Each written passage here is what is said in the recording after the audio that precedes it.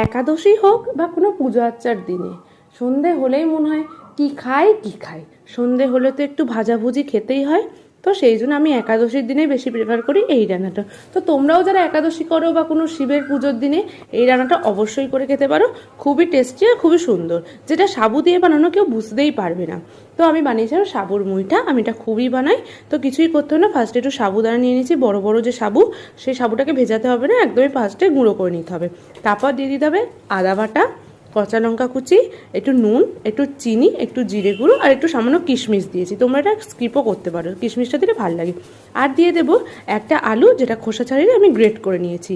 ব্যাস, এবার সাবুর সাথে আলুটাকে খুব সুন্দরভাবে হাতে চটকে চটকে মাখিয়ে নিতে হবে। দেখতেই পাচ্ছ কীভাবে মাখাতে হবে। এই সময় তোমরা জল যদি খুব মনে হয় শক্ত আছে দেন ইউজ করবে, নয়তো জল নাও ইউজ করতে পারো যদি তোমাদের সাবুটা খুব সুন্দরভাবে একদম মাখো মাখো হয়ে যায়। তো আমার এখানে জল ইউজ করতে হয়েছে।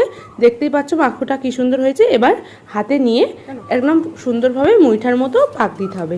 আর কড়াতে আমি দিয়ে দিয়েছি তেল গরম করতে, তেলটা একদম গরম হয়ে গিয়েছে। এবার প্রত্যেকটা মুইঠা আস্তে আস্তে ছেড়ে দিচ্ছি।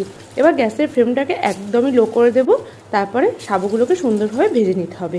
দেখতেই পাচ্ছ কিভাবে ভেজে নিচ্ছি, প্রত্যেকটা একটা একটা করে দিয়ে এবার সুন্দরভাবে আলতোভাবে নাড়তে নাড়তে এক সাইডটা হয়ে গেলে, খুব সুন্দরভাবে লাল লাল হয়ে গেলে সাবুর মুড়িটা একদমই রেডি হয়ে যাবে। তোমরা দেখলেই বুঝতে পারবে যে খুব সুন্দরভাবে একদম ক্রাঞ্চি আর খুব সুন্দর একটা আওয়াজ হবে যখন তোমরা ওটা তুলবে।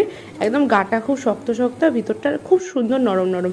তো দেখতেই পাচ্ছ এখানে একদমই রেডি হয়ে গেছে। অবশ্যই বাড়িতে নিরামিষ দিনে বা কোনো একাদশী দিনে বানিয়ে দেখো। ভালো লাগলে লাইক কমেন্ট অ্যান্ড শেয়ার করো। আমার চ্যানেলে নতুন হয়ে থাকলে অবশ্যই চ্যানেলটিকে সাবস্ক্রাইব করো। আর যারা এখনও করোনি, কী করছো, তাড়াতাড়ি করো। এইরকম ইজিভাবে কোনো ইউনিক রেসিপির জন্য অবশ্যই চ্যানেলটার সাথে দেখো। টাটা।